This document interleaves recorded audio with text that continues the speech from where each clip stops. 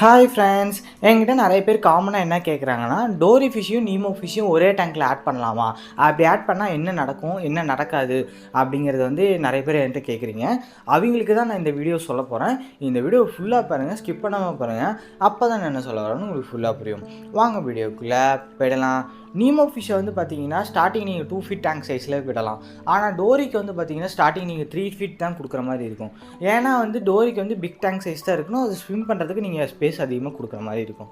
நீங்கள் starting tank set பண்ணுறீங்கன்னா நீங்கள் ஃபஸ்ட்டு நீமோ ஃபிஷ்ஷை விட்டுட்டு அடுத்தது தான் நீங்கள் டேங்க் விடுற மாதிரி இருக்கும். டேங்க் ஃபிஷ்ஷை பொறுத்த வரைக்கும் பார்த்தீங்கன்னா ரொம்பவே டிசீஸ் அட்டாக் ஆகிரும் சீக்கிரமாக. ஓகேவா? அதனால் நீங்கள் ஃபஸ்ட்டு நீமோ ஆட் பண்ணிவிட்டு அதுக்கப்புறம் டோரி ஃபிஷ்ஷை ஆட் பண்ணிடுங்க. இந்த 2 ஃபிஷ்ஷையும் ஆட் பண்ணும்போது பார்த்தீங்கன்னா உங்கள் டேங்க் பார்க்கறதுக்கு சூப்பராகவும் இருக்கும், பிரைட்டாகவும் இருக்கும். இதுக்கு நார்மலாக நீங்கள் பெல்லட்ஸு, மைசஸ் இந்த மாதிரிலே கொடுத்தீங்கன்னா தாராளமாக இந்த டேங்க் ஃபிஷ்ஷஸும் சாப்பிடும், இந்த நீமோ ஃபிஷ்ஷும் சாப்பிடும். இந்த வீடியோ உங்களுக்கு பிடிச்சிருந்தா லைக் பண்ணுங்கள், ஷேர் பண்ணுங்கள், கமெண்ட் பண்ணுங்கள், சப்ஸ்கிரைப் பண்ணுங்கள். Thank you friends.